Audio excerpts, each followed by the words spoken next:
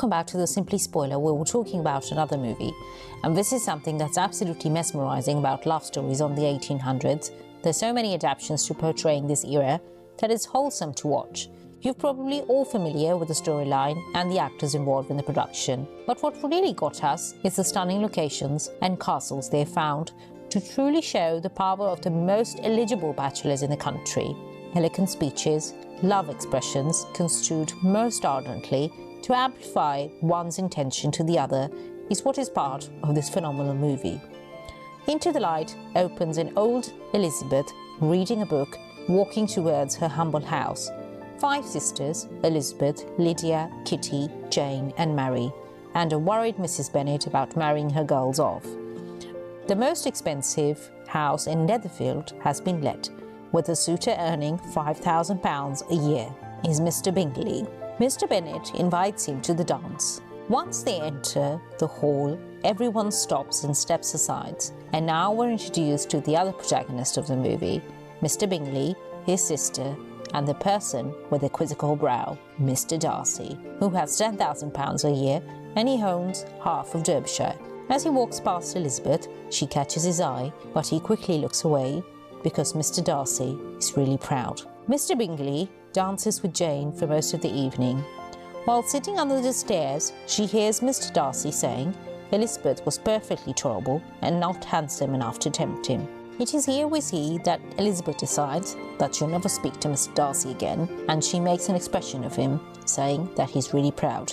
Elizabeth was perfectly tolerable. The next morning, Jane gets an invite to dinner with Caroline Bingley. She goes on horseback through the rain and gets sick while the Bingleys take care of her. Elizabeth goes to see her sister and she has another intense conversation with Mr. Darcy, who's sitting in the most exquisitely decorated tea room. When Jane and Elizabeth are about to leave with their mother, the sisters beg Mr. Bingley to throw a ball, to which he agrees. As Elizabeth is about to step onto the carriage, Darcy holds her hand to help her up and quickly turns and walks away without saying a word. The girls now make acquaintances with 2 more characters, a Mr. Collins, who is to inherit everything in case Mr. Bennet dies, and a Mr. Wickham, an army officer who quickly makes acquaintances with all of them and gains their sympathy as he paints a negative image of Mr. Darcy. At the ball, Elizabeth goes looking for Mr. Wickham, who has been called off. Jane dances with Mr. Bingley for most of the night, and Mr. Darcy asks for a dance with Elizabeth, which leaves the whole room absolutely stunned. They have an intense conversation, and here we can see Mr. Darcy try and fight for Elizabeth's approval. When they are sure that Jane will receive a proposal from Mr. Bingley, he goes to London without a word.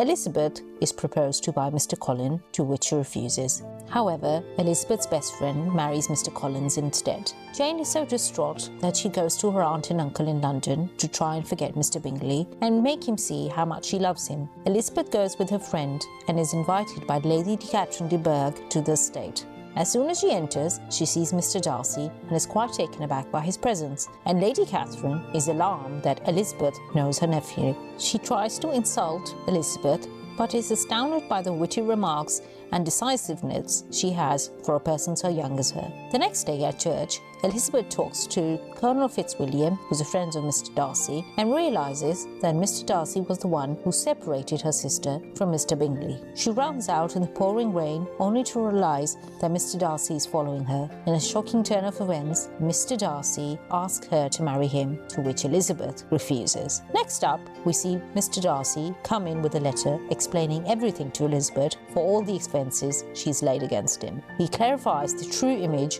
of Mr. Wickham. When Elizabeth goes back, Lydia is going off with her aunt, to which she objects, but her father does not listen.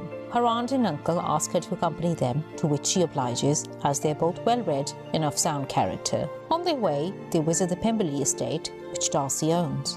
And as Elizabeth steps out of the carriage, she is absolutely shocked to see the sight, and laughs once she realizes what she has turned down. When they go and see the magnificent castle, she meets his sister, who speaks so highly of her. They receive news that Lydia has run away, and they return to try and find her. When Lydia is finally found, she comes home and tells Elizabeth that it was Mr. Darcy who had found them, and married them by giving them dowry as well. We then see Mr. Bingley return with Mr. Darcy while he persuades him that he should marry Jane. In the middle of the night, Lady Catherine comes to the Bennet house and very rudely asks if she loves her nephew as he is to marry her daughter. Elizabeth refuses to ever marry Mr. Darcy. When Darcy hears of this, he returns and asks Elizabeth if her feelings for him have changed. Elizabeth goes to her father and tells him everything Mr. Darcy has done for them. So now we get not one but two very astounding marriages in the Bennet's house, and we see the most touching conversation between a father and daughter that goes to the depth of your soul. All in all, Pride and Prejudice is one of the favourite movies of all time. That's all for today. If you'd like us to review movies, just leave a comment down below and we'll definitely review the movie for you. Don't forget to like, share and subscribe.